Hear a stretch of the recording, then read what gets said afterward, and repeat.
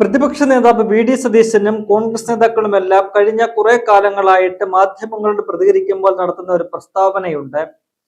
നിയമസഭാ തെരഞ്ഞെടുപ്പിന് തൊട്ടു മുൻപായിട്ട് കേരള രാഷ്ട്രീയത്തിൽ വിസ്മയകരമായ ചില മാറ്റങ്ങൾ ഉണ്ടാകും, വിസ്മയകരമായ ചില കാര്യങ്ങൾ നടക്കും എന്ന്. ഇപ്പോൾ അതിനെ സാധൂകരിക്കുന്ന വിധത്തിൽ ഒരു നീക്കം ഉണ്ടായിരിക്കുകയാണ്. ഒരു പക്ഷേ ഈ പറയുന്ന പോലെയുള്ള വിസ്മയകരമായ കാര്യങ്ങളിൽ ഒന്നാമത്തേത് എന്ന് നമുക്ക് വിശേഷിപ്പിക്കാവുന്ന വളരെ സുപ്രധാനമായ ഒരു രാഷ്ട്രീയ മാറ്റമാണ് ഇന്ന് തിരുവനന്തപുരത്ത് നടന്നിരിക്കുന്നത്. അതിന് വേദിയായത് തിരുവനന്തപുരത്തെ ലോക് ഭവന് മുന്നിലാണ്. UDF കോൺഗ്രസ് നേതാക്കൾ ലോക് ഭവന് മുന്നിൽ കേന്ദ്ര സർക്കാരിന്റെ ഗ്രാമീണ തൊഴിലുറപ്പ് പദ്ധതിക്കെതിരായ നീക്കങ്ങളിൽ പ്രതിഷേധിച്ചുകൊണ്ട് വലിയ രീതിയിലുള്ള ഒരു രാപ്പകൽ സമരം, 2 ദിവസത്തെ സമരം അവിടെ നടത്തുകയാണ്. ആ വേദിയിലേക്കാണ് അപ്രതീക്ഷിതമായിട്ട് CPM-ന്റെ മുൻ MLA കൂടിയായിട്ടുള്ള വനിതാ നേതാവ് കടന്നു വന്ന് കോൺഗ്രസിന്റെ അംഗത്വം സ്വീകരിച്ചുകൊണ്ട് കോൺഗ്രസിൽ പ്രവേശിച്ചിരിക്കുന്നത്. അത് മറ്റാരുമല്ല, കൊല്ലം ജില്ലയിലെ കൊട്ടാരക്കരയിൽ നിന്നും തുടർച്ചയായിട്ട് 3 തവണ CPM ടിക്കറ്റിൽ മത്സരിച്ച് വിജയിച്ചു വന്ന ഐഷ പോറ്റി എന്ന ജില്ലയിലെ തന്നെ CPM-ന്റെ സമുന്നതയായ നേതാക്കളിൽ ഒരാൾ ആണ് ഇന്ന് കോൺഗ്രസിൽ അംഗത്വം എടുത്തിരിക്കുന്നത്. 2006 ആദ്യമായിട്ട് ഐഷ പോറ്റി നിയമസഭാ തെരഞ്ഞെടുപ്പിലേക്ക് മത്സരിക്കാനായിട്ട് ഇറങ്ങുന്നത്. 2005 നടന്ന തദ്ദേശ തെരഞ്ഞെടുപ്പിൽ കൊല്ലം ജില്ലാ പഞ്ചായത്തിലെ ഡിവിഷനിലേക്ക് മത്സരിച്ച് വിജയിക്കുകയും അങ്ങനെ ജില്ലാ പഞ്ചായത്തിന്റെ പ്രസിഡന്റായിട്ട് തുടരുകയും തെരഞ്ഞെടുക്കപ്പെട്ട് ആ പദവി വഹിച്ചുകൊണ്ട് ഇരിക്കുന്നതിനിടയിലാണ് 2006 നിയമസഭാ തെരഞ്ഞെടുപ്പിലേക്ക് അവർക്ക് CPM-ന്റെ ഓഫർ ലഭിച്ചുകൊണ്ട് കൊട്ടാരക്കര എന്ന് പറയുന്ന മണ്ഡലത്തിൽ മത്സരിക്കാൻ ഇറങ്ങുന്നത്.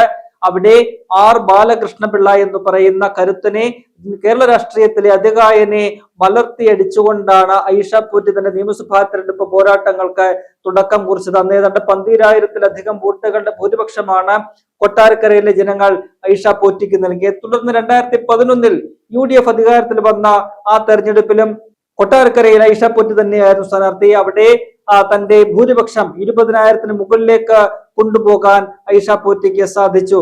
2016 വീണ്ടും LDF തങ്ങളുടെ പിണറായി വിജയന്റെ നേതൃത്വത്തിൽ തെരഞ്ഞെടുപ്പിനെ ആദ്യമായിട്ട് നേരിട്ട ഘട്ടത്തിൽ അപ്പോഴും കൊട്ടാരക്കരയിൽ നിന്നുള്ള CPM-ന്റെ സ്ഥാനാർത്ഥി ഈ പറയുന്ന ഐഷ പോറ്റി തന്നെയായിരുന്നു. അത്തവണ തൊട്ടു മുൻപത്തെക്കാളിൽ ഇരട്ടിയിലധികം ഭൂരിപക്ഷം വർദ്ധിപ്പിക്കാൻ, അതായത് 42,000-ലധികം ഭൂരിപക്ഷത്തോടു കൂടിയാണ് ഐഷ പോറ്റി തുടർച്ചയായി 3ാമത്തെ തവണ അങ്ങനെ വിജയിച്ചത്. അങ്ങനെ തുടർച്ചയായിട്ട് 3 തവണ കൊട്ടാരക്കര നിയമസഭാ മണ്ഡലത്തിൽ നിന്നും ജയിച്ച് നിയമസഭയിലെത്തിയ ഒരു വനിതാ നേതാവാണ്, CPM-ന്റെ പ്രമുഖയായിട്ടുള്ള നേതാവാണ് ഐഷ പോറ്റി. തുടർന്ന് അവർക്ക് 2021 നിയമസഭാ തെരഞ്ഞെടുപ്പ് വരുമ്പോൾ അവർക്ക് സീറ്റ് നിഷേധിക്കപ്പെടുന്നു. സീറ്റ് ലഭിച്ചില്ല. പകരം അവിടെ KN ബാലഗോപാലാണ് എത്തുന്നത്. അങ്ങനെ കഴിഞ്ഞ കുറെ കാലമായിട്ട് ഐഷ പോറ്റി ഈ പറയുന്ന പാർട്ടിയുമായിട്ട് അകന്ന് പോവുകയായിരുന്നു. പാർട്ടിയിൽ അവർക്ക് ഒരു ഘടകത്തിലും അവർ അംഗത്വമില്ലാത്ത ഒരു സാഹചര്യം ഉണ്ടായി. അവര് ചില ആരോഗ്യ പ്രശ്നങ്ങൾ ചൂണ്ടിക്കാട്ടുകയും തന്റെ പ്രൊഫഷനായ അഭിഭാഷക വൃത്തിയിലേക്ക് മടങ്ങിപ്പോകാൻ ആഗ്രഹിക്കുകയും ഒക്കെ തന്നെ ചെയ്തു. അങ്ങനെ അവർ മുന്നോട്ട് പോകുന്നതിനിടയിലാണ് ഈ കഴിഞ്ഞ ജൂലൈ മാസത്തിൽ ഉമ്മൻചാണ്ടിയുടെ അനുസ്മരണ ദിനത്തിൽ അവിടെ കോൺഗ്രസ് സംഘടിപ്പിച്ച വേദിയിൽ ഐഷ പോറ്റി മുഖ്യ പ്രഭാഷകയായിട്ട് എത്തുകയും ഒക്കെ തന്നെ ചെയ്യുന്നത്. അതുമായി ബന്ധപ്പെട്ടുള്ള ചില വാർത്തകൾ വന്നു.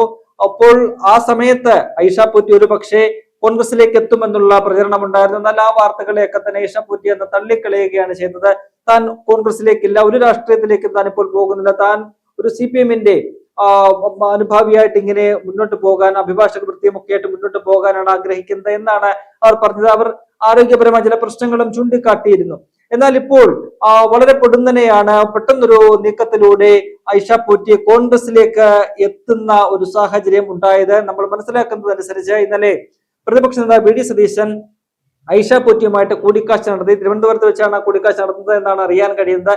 ആ കൂടിക്കാഴ്ചയിലാണ് കോൺഗ്രസിൽ അംഗത്വം എടുക്കുന്ന ഒരു തീരുമാനത്തിലേക്ക് ഐഷ പോറ്റി എത്തിയിരിക്കുന്നത് എന്നതാണ് ഏറെ പ്രധാനപ്പെട്ട ഒരു കാര്യം. നമുക്കറിയാം, നിയമസഭാ തെരഞ്ഞെടുപ്പ് അടുത്തിരിക്കുകയാണ്.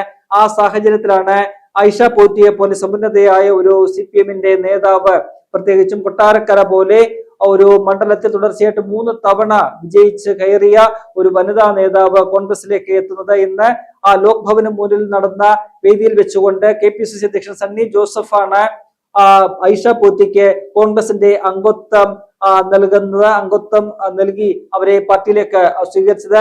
ആ വേദിയിൽ വെച്ച് ഐഷ പൂറ്റി നടത്തിയ പ്രസംഗം വളരെ പ്രസക്തമാണ്. അവരാരെയും കുറ്റപ്പെടുത്തിയില്ല. അവർ പറഞ്ഞു താൻ ആരെയും കുറ്റപ്പെടുത്താനോ ആരെങ്കിലും മോശക്കാരാക്കി ചിത്രീകരിക്കാനോ ഇല്ല. പക്ഷേ അവരുടെ വാക്കുകൾ നമുക്ക് മനസ്സിലാക്കാൻ കഴിയുന്നത് ഈ 2016 നിയമസഭാ തെരഞ്ഞെടുപ്പിലെ വിജയത്തിന് ശേഷം, അതായത് ആദ്യത്തെ പിണറായി വിജയൻ സർക്കാരിന്റെ ആ ടേം കഴിയുന്നതോടുകൂടി ഐഷ പൂറ്റിക്ക് പാർട്ടിയിൽ നിന്നും വലിയ രീതിയിലുള്ള അവഗണന നേരിടേണ്ടി വന്നു. വളരെ തിക്ത അനുഭവങ്ങളാണ് പാർട്ടിയിൽ നിന്നും പിന്നീട് തനിക്ക് ഉണ്ടായത് എന്നാണ് ഐഷ പൂറ്റിയുടെ തന്നെ വാക്കുകളിൽ നമുക്ക് മനസ്സിലാക്കാൻ കഴിയും. നമുക്കറിയാം CPM-നെ സംബന്ധിച്ച് CPM എപ്പോഴും സ്ത്രീ സുരക്ഷ അല്ലെങ്കിൽ സ്ത്രീപക്ഷ നിലപാടുകൾ ഉയർത്തിപ്പിടിക്കുന്ന, സ്ത്രീകൾക്ക് എപ്പോഴും മുൻഗണന വേണം, അവർക്ക് എപ്പോഴും പരിഗണന നൽകണം എന്നൊക്കെ അവകാശപ്പെടുന്ന, അതിനു വേണ്ടിയിട്ട് പോരാട്ടം നയിക്കുന്ന പാർട്ടി എന്ന് അവകാശപ്പെടുന്ന ഒരു പാർട്ടിയും സംവിധാനവും ഒക്കെ തന്നെയാണ്.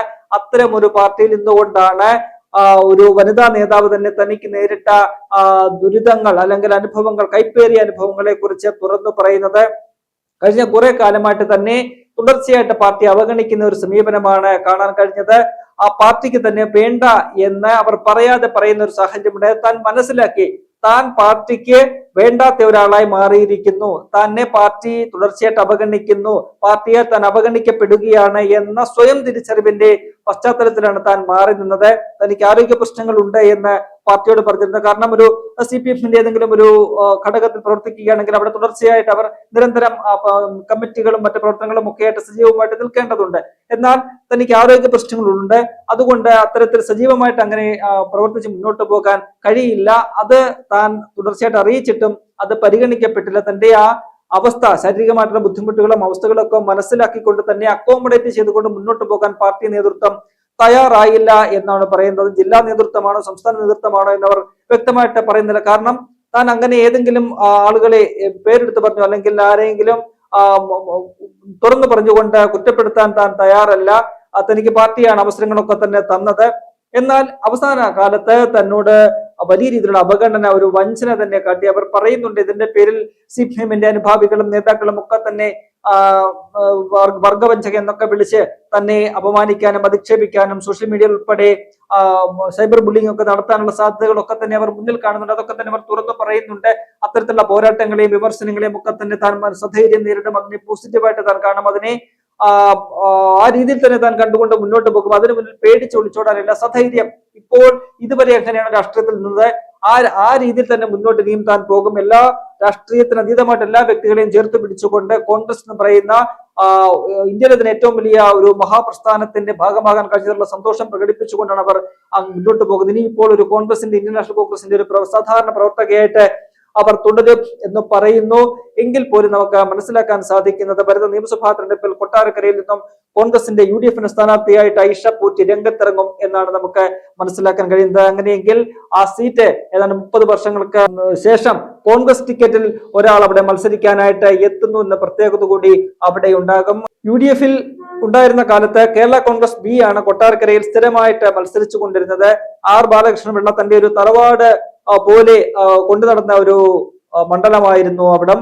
എന്നാൽ ഇപ്പോൾ അവിടെ കോൺഗ്രസ് ജയിക്കാനുള്ള ഒരു സാധ്യത, കൈപ്പത്തി ചിഹ്നത്തിൽ ഒരു സ്ഥാനാർത്ഥി, കോൺഗ്രസിന്റെ ഒരു സ്ഥാനാർത്ഥി ജയിക്കാനുള്ള ഒരു സാഹചര്യം അവിടെ ഉരുത്തിരിഞ്ഞിരിക്കുകയാണ്. നമുക്കറിയാം 2021 നിയമസഭാ തെരഞ്ഞെടുപ്പിൽ അവിടെ KN ബാലഗോപാല് ഏതാണ്ട് 10,000-ഓളം വോട്ടുകൾക്ക് മാത്രമാണ് ജയിച്ചത്. നോക്കണം, 2016 CPM-ന്റെ ഐഷ പൂറ്റി 42,000 വോട്ടുകൾക്ക് ജയിച്ച ഒരു മണ്ഡലത്തിലാണ് കഴിഞ്ഞ തവണ KN ബാലഗോപാല് ഭൂരിപക്ഷം 10,000-ലേക്ക് കുറയുന്ന ഒരു സാഹചര്യം ഉണ്ടായത്. അവിടെ കോൺഗ്രസിന്റെ യുവ വനിതാ നേതാവായിരുന്ന, ജില്ലാ പഞ്ചായത്ത് അംഗമായിരുന്ന രശ്മി എന്ന് പറയുന്ന സ്ഥാനാർത്ഥിയാണ് അവിടെ KN ബാലഗോപാലിനെതിരെ രംഗത്തിറങ്ങിയത്. അവിടെ മികച്ച ഒരു പോരാട്ടം നടത്താൻ രശ്മിക്ക് സാധിച്ചു. 10,000-ലേക്ക് CPM-ന്റെ LDF-ന്റെ ഭൂരിപക്ഷം കുറച്ചു കൊണ്ടുവരാൻ അവിടെ കഴിഞ്ഞു. അങ്ങനെ അത്തരത്തിൽ വലിയൊരു പോരാട്ടമാണ് കഴിഞ്ഞ തവണ തന്നെ KN ബാലഗോപാൽ നേരിട്ടത്. അപ്പോൾ ഇത്തവണ ഐഷ പൂറ്റിയെ പോലെ വളരെ സമുന്നതയായിട്ടുള്ള, ജനങ്ങൾക്കിടയിൽ കൂടുതൽ സ്വാധീനമുള്ള, എല്ലാ ജനങ്ങളും കഴിഞ്ഞ 15 വർഷമായിട്ട് ജനങ്ങൾക്കൊപ്പം നിന്ന ഒരു നേതാവ് അവിടെ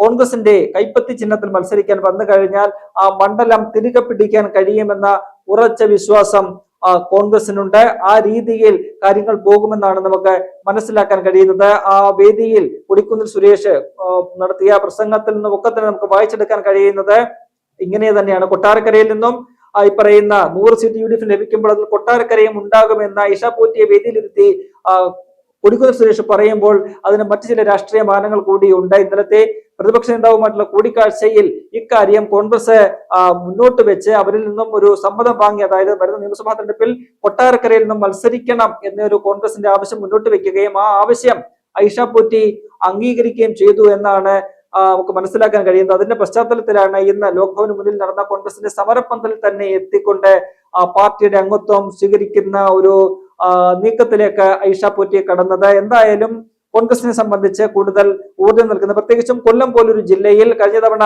നമുക്കറിയാം വെറും 2 സീറ്റ് മാത്രമാണ് കൊല്ലത്ത് നിന്നും കോൺഗ്രസിന് ലഭിച്ചത്.